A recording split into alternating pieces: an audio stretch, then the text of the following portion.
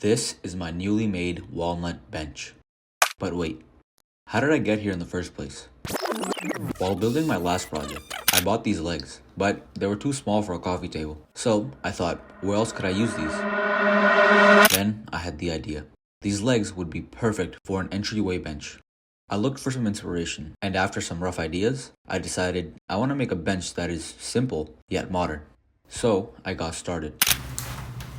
I used this walnut plywood since solid walnut is a bit out of the budget.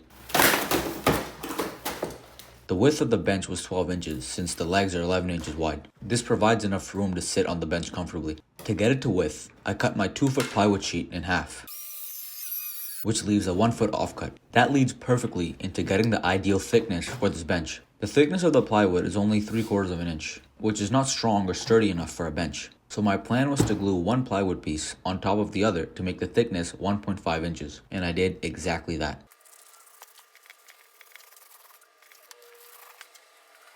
There was an issue, however. Because I don't have too many clamps, I had to get creative with what I used to apply pressure on the wood during the glue up, including a chisel sharpening jig, a car battery, and brake plates.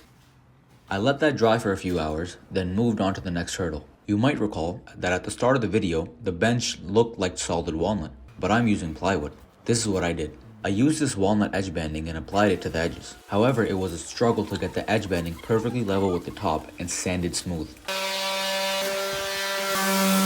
And this process did include some mistakes as well, which I'm not a big fan of, but I reminded myself that it's handmade, so it won't be perfect. After painfully long sanding, it was time for my favorite part, the finish. For the 100th time in a row, I used this black walnut stain. It just brings out the richness of the walnut grain. And with that, the bench was finished.